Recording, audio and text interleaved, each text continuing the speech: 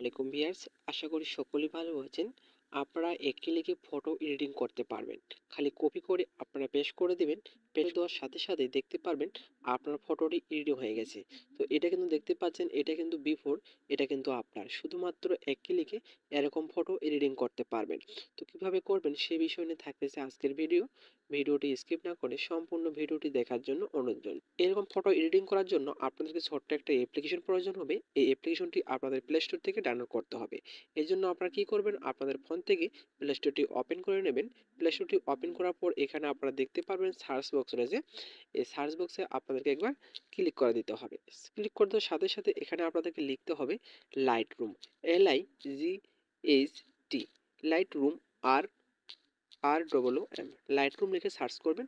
Search করার সাথে সাথে আপনাদের সামনে একটি অ্যাপ্লিকেশন চলে আসবে। এই অ্যাপ্লিকেশনটি আপনাদেরকে ইনস্টল করে নিতে হবে, ঠিক আছে? তো ইনস্টল করা হয় আপনারা কি করবেন, ওপেনে ক্লিক করবেন। ওপেনে ক্লিক করে দেওয়ার সাথে সাথে আপনি যে ফটোটি এডিটিং করতে চাচ্ছেন সেই ফটোটি আপনাদের এখানে নিতে হবে। তার আগে আপনাদেরকে বলে রাখি, এক ক্লিকে ফটো এডিটিং করার জন্য একটি পিসের প্রয়োজন হবে। এই পিসেরটি আমি ডিসক্রিপশন বক্সে দিয়ে রাখবো, সেখান থেকে আপনারা ডাউনলোড করবেন। ডাউনলোড করা হয়ে গেলে পিসিটির ওপরে জাস্ট একবার ক্লিক করবেন। পিসিটির ওপরে ক্লিক করে দেওয়ার সাথে সাথে এখানে আপনারা দেখতে পারবেন যে থ্রি ডট রয়েছে। এই থ্রি ডটে ক্লিক করবেন। তারপরে এখানে দেখতে পাচ্ছেন কপি সেটিং রয়েছে। এই কপি সেটিংয়ে একবার ক্লিক করে দেবেন। কপি সেটিংয়ে ক্লিক করে দেওয়ার পরে এখানে দেখতে পারবেন উপরে টিক মার্ক রয়েছে। এই টিক মার্কে একবার ক্লিক করে দেবেন। ক্লিক করে দেওয়ার পর এখান থেকে ব্যাকে চলে আসবেন।